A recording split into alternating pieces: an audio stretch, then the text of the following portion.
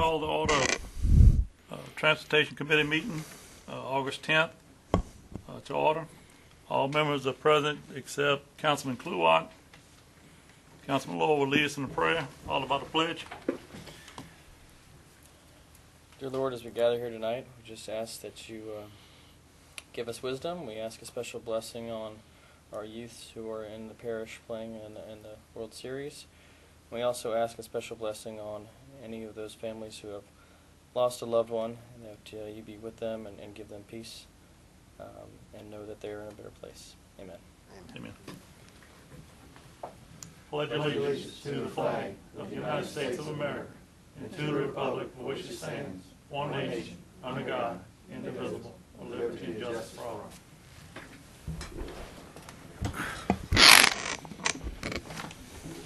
Anyone wishing to speak on any agenda item, please sign in with the secretary. Move on to number 4, Road Department Monthly Report. Ms. Jackie. What is before you all this evening is a combination of June and July, since we did not have a July meeting. And in that, you'll see a total of 281 miles of roadside grass cutting, 335 miles of grass spraying, 3,986 feet of culverts were cleaned, and 43,391 feet of ditches were cleaned. In addition to this normal report, which I just summarized, we have a new report that shows lot violations, and those are when we get calls for tall grass. Some of these are closed out, and some of them are still in progress. But right now, what we've started putting in the system, you'll see 22 lot violations, either complete or in progress, and the total cost on those is at $5,022. Just to give you an idea on that particular service, and I'll be happy to answer any questions anyone might have.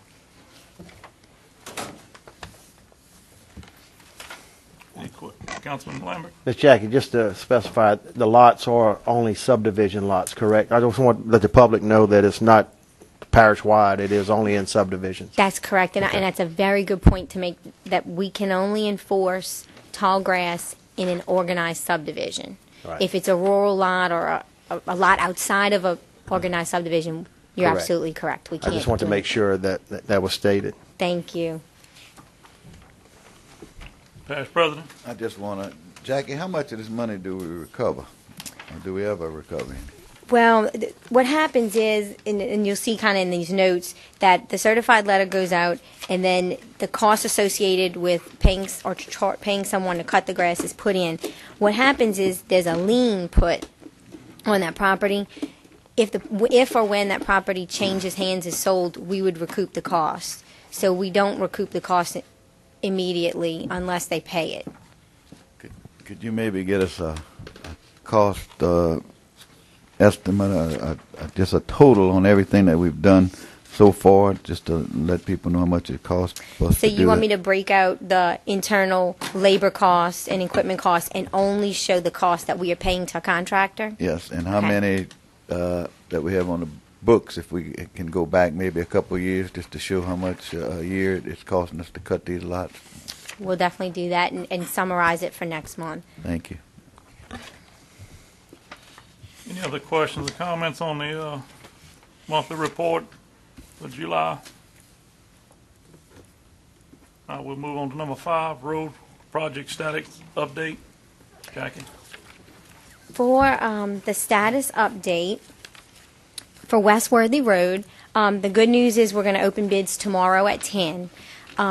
My recommendation is going to be, in order to keep that project moving quickly, instead of waiting an entire month for the September Transportation Committee meeting, we're going to ask your approval to submit the low bid directly to the next council meeting. I'll make that motion, Mr. Chairman. Motion by Councilman Todd Lambert. Second. Second by Councilman Chris Law. So we're optimistic we'll have a good bid tomorrow, and you all will see that at the next full council meeting. For the Roddy Road widening, we're really excited that we've closed on a parcel that we thought was going to have to be expropriated, and what we have left is a parcel in foreclosure, which has to be expropriated. That's the course of action to take. So what we're going to do is finish the clearing and grubbing plans. They're being finalized now. and request in September. I'll bring them to you guys, finalize and advertise those clearing and grubbing plans. So we're hoping to move forward with clearing and grubbing. The one parcel that is in foreclosure is not a wooded parcel, so it doesn't affect clearing and grubbing. So that project will actually get moving now that right-of-way is coming to a closure. And what's not written on here, we have not officially exchanged title with the school board's property. However, there's been a meeting with them, and we're all in agreement. They are taking the action item to the school board for approval, but we don't anticipate any problems. So we're moving along on Roddy Road, and that's from 621 to 931. The overlay projects are underway. The 2010 asphalt overlay project is actually complete, and a punch list has been compiled, and those items are being addressed. So there's lots of finishing touches of cleanup items, but the actual construction on that project is complete. On the soil cement asphalt project, it's approximately 15% complete, and that one's just getting geared up at this time.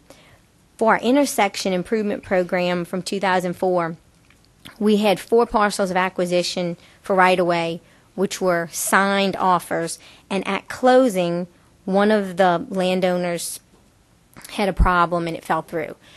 I'm optimistic because there's a meeting tonight with that landowner at 6:30 that will be resolved, and those plans that are ready for advertisement will be advertised.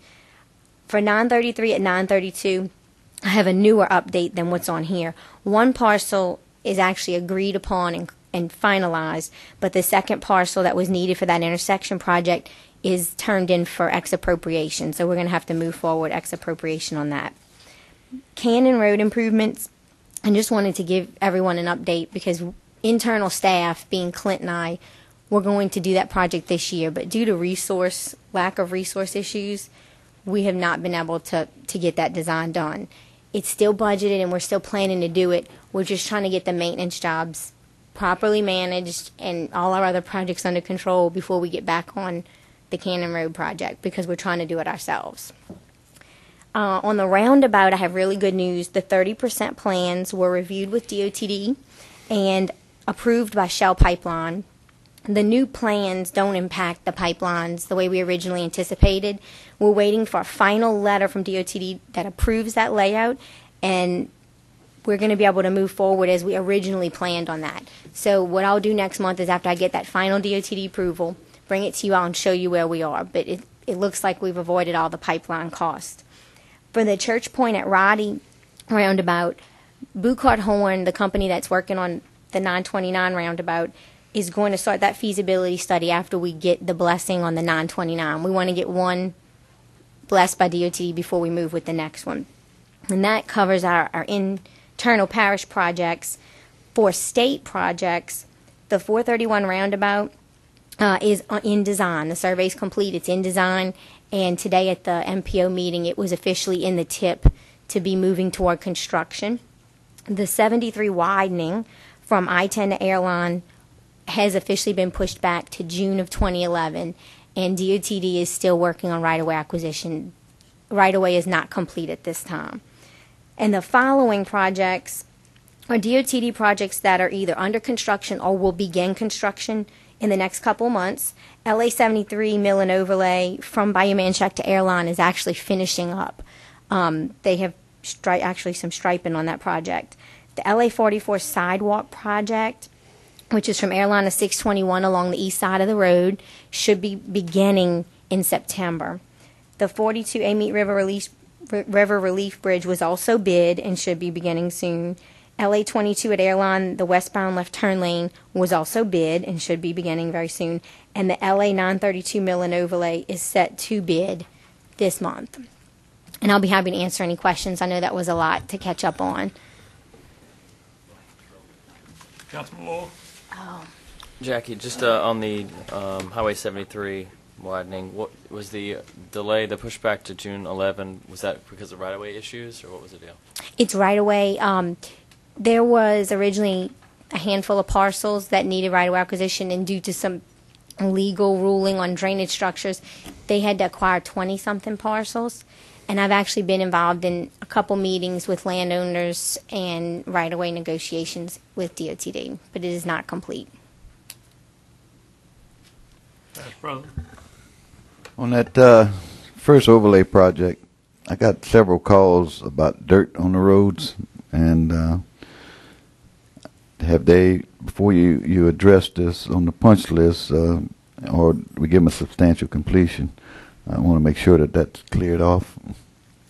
We will definitely make sure that's on the punch list. I know it is on the current punch list, but we haven't done a reevaluation. And Mr. Ronnie reminded me of something that I failed to mention. On that first project, Blanche Road, it has not been able to pass a proof roll.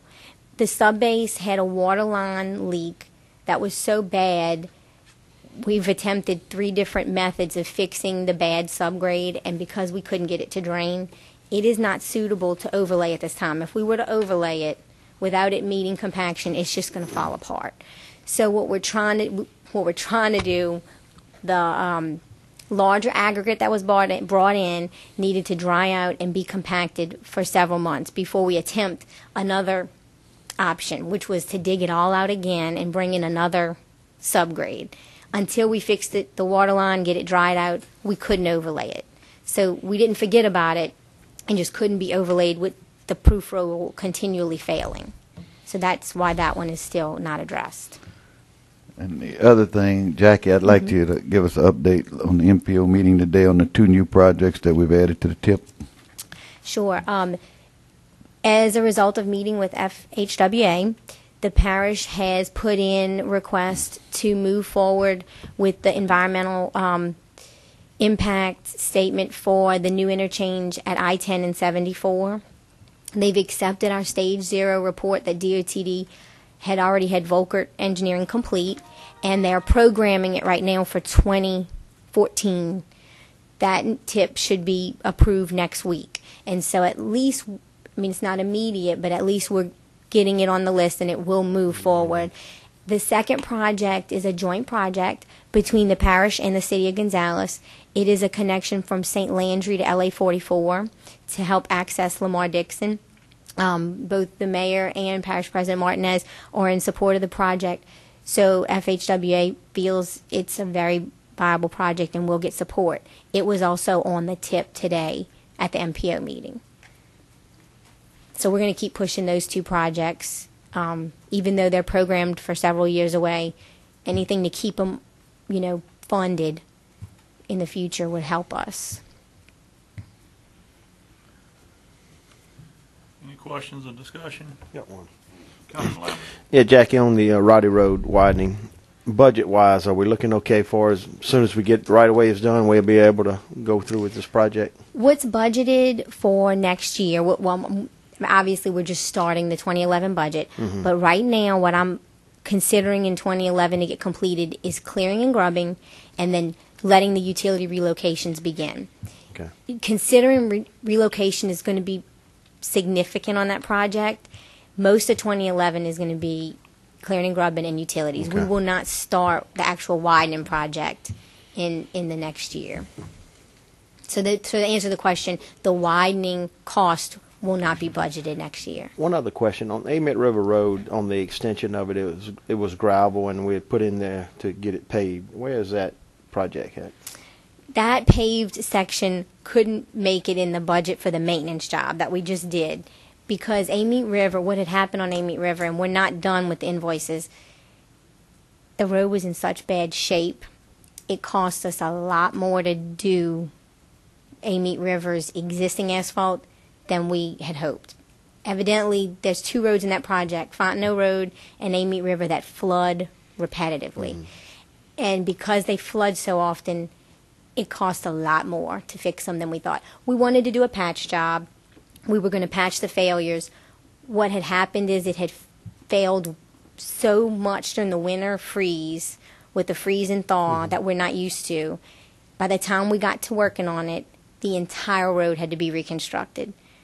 And that was the right thing to do it right, instead of patch it and know it was going to fall apart. So instead of doing a gravel section asphalt and patching something that's not going to last, we did the full road that was asphalt today correctly. And it's not what the money we planned on spending on it, but we had to do it right. Okay. if that helps answer the question. But the gravel on the end, we didn't do anything with it yet. I think that was No, promised sir. back 4 years ago to the people back there. So, through DPW, not myself. I Oh, don't okay. promise. I don't promise. Yeah, But, I wasn't involved in that learned promise. I learned that a long time ago. Well, he said after we got Diversion Canal Road, that Amite River Road would be done with the extension blacktop hard surface on the tail end. That's former DPW director that was here. So And that's why I'm just bringing it up. There's quite a few. There's quite a few back It's there a- now. It's a significant I would land. say, I want to say quite a few, maybe 10 or 12, maybe, from on the gravel part, at least that. And I apologize, I don't have numbers yet. Yeah. But when we're done, I'll give you the exact cost of what it cost us to redo it. Right. Because of the length, it was significant. Yeah. I rode it recently, and I noticed it was deteriorated. But I know it floods, too, and that don't help matters. Thank you, ma'am. You're welcome. One other thing, on Joseph Ario, did we hear anything on the, taking over the road on Joseph Ario? That state project that I mentioned, 932 mill and overlay, a condition of our acceptance was that they complete that mill and overlay to our standard. And since they plan to bid that job in the next month, I would think by the end of the year we should have their job complete and all the documents in place to actually transfer ownership. Okay, great, thank you.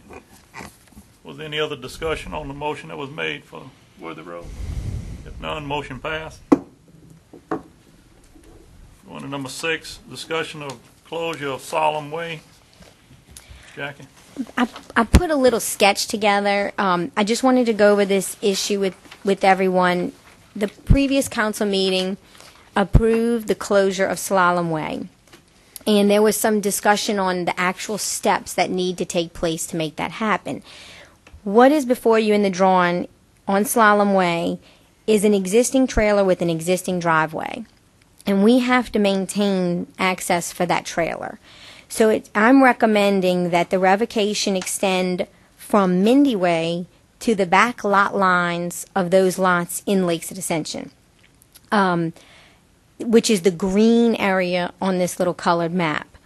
In order for that to take place, my recommendation is the subdivision do a servitude, a revocation map showing the area that's surveyed to be revoked, and then we would come to council with the ordinance for revocation, which is how we've done the only revocation I've been involved in, is through an ordinance.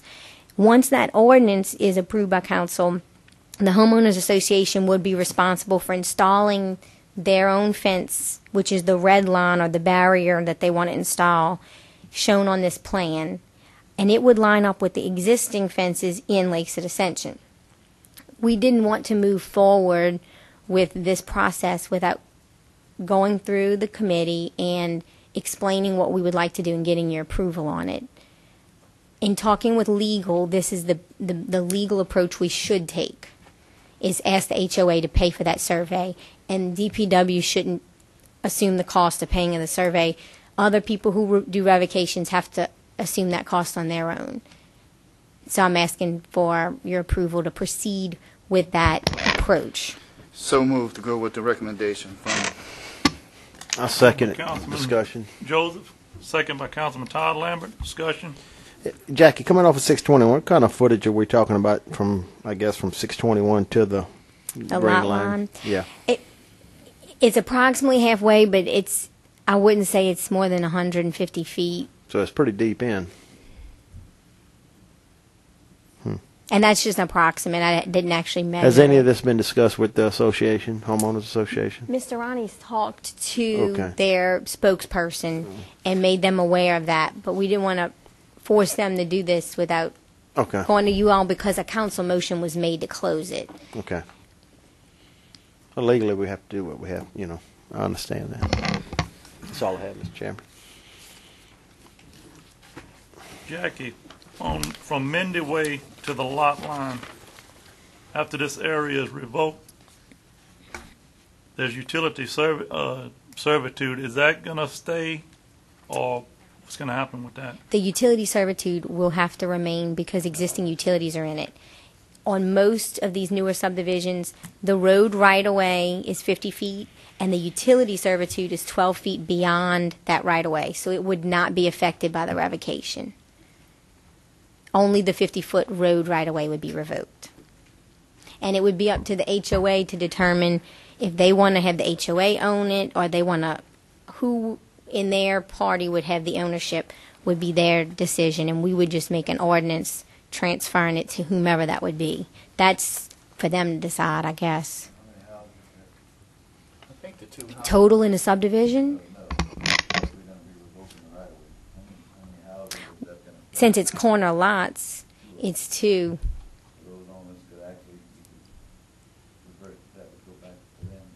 You could split it. You could split it down the middle, and And one of them driveway is on that street though. I thought one of them drive down and turn to the house. that's a good point. I think one of them is. And if that's the case, It has that to be road maintained. would be maintained by them, It just be closed. right? But I'm pretty sure one of them used the street to get into their garage. And I that's a drove good over. point. I want to add the other reason I'm bringing this to you all is when everyone said, okay, the council said close it, let's put up a barrier. The reason I brought it up is if we put up a barrier, we maintain public right of way, and someone hits that barrier, we're liable. So this is the only legal way to put up a barrier on something is make it not public. So that goes back to what you're saying, Councilman Joseph. If their driveway accesses it, they would be responsible to maintain that asphalt, curbing, whatever's in that revoked area. So the existing trailer is not part of the subdivision, I guess? No, Something sir. that was built there way back. All right. Any other discussion? None, motion passed. Number 7, resolution for lighting. Ms. Jackie? The resolution before you was requested by DOTD. As we've discussed, they're working on a roundabout at 42 and 431, which we've already brought a lighting resolution for that intersection. As a spin-off from the roundabout project, DOTD is doing plans to improve 4 intersections on LA 431. Those improvements include lighting, which was indicated in a safety study to be the solution to some of our safety problems in the area. DPW is recommending approval of this resolution. What we have come up with is estimates for the lighting cost, which are at our expense. It's approximately $30 a month per light. So if an intersection has 4 lights, it's $120 for each intersection per month, which gets us to $480 a month for these 4 intersections. My recommendation is, as I work with DPW budget and the road budget for 2011, even though this is not constructed today and it won't be constructed by January, that the budget now have an line item for lighting, because the roundabout and these 4 intersections that we've got resolutions for are going to have a fee associated with those lighting costs. And right now I'm thinking, you know, it's minimal, but it'll add up, and if we had $25,000 budget in 2011 for lighting costs on these intersections, it should cover that. But that's the approach I'm recommending we take as we get into maintenance of lights that are not in lighting districts. Make that motion. Motion by Councilman Chris Law.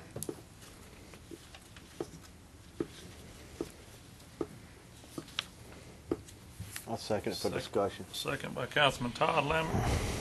Discussion.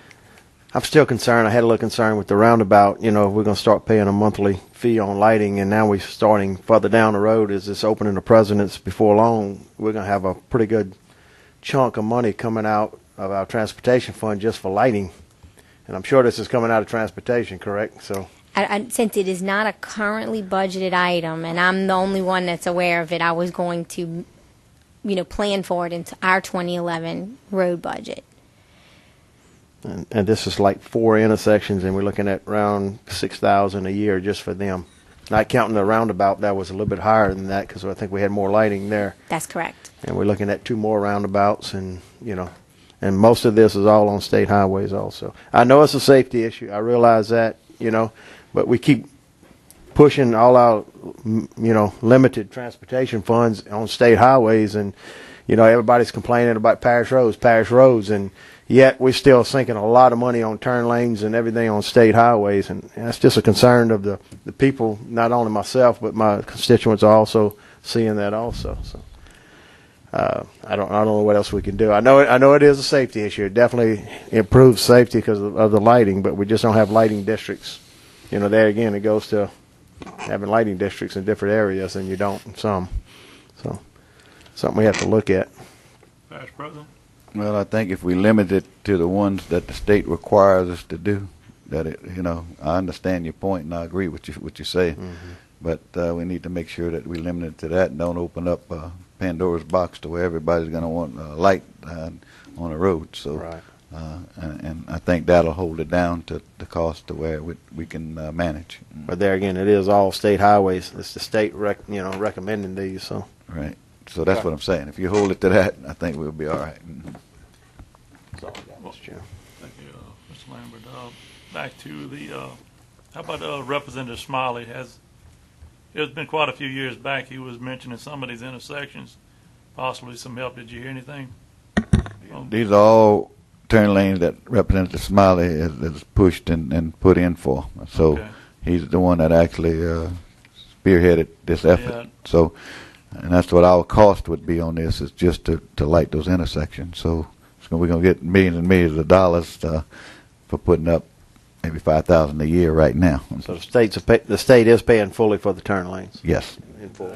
That's correct. And just to add, today's MPO meeting, the new tip, had the roundabout and these intersections in it funded. So the funds that President Martin has referred to are allocated in that tip. Correct. Okay. Any other discussion on the lighting? None. Motion passed. Name change, Ms. Jackie? DPW is in favor of a name change that was requested by a church. Mount Gilead Church representatives requested that we change Henry Cemetery Road to Mount Gilead Road for clarity purposes. I don't believe anybody's addressed on the road. It's not an address issue. It's a clarity issue. When they need services to be done on their road, people don't know where to go, and we recommend this name change. So moved, Mr. Chairman. Moved by Councilman Todd Lambert, second by Councilman Joseph. Discussion. None. Motion passed. Number 9, acceptance of roads. DPW is recommending acceptance of Old Samuel Drive, 1,015 feet, and Elliott Avenue, 1,589 feet, both in West Ridge subdivision, and both were inspected with no comments. So we are recommending approval.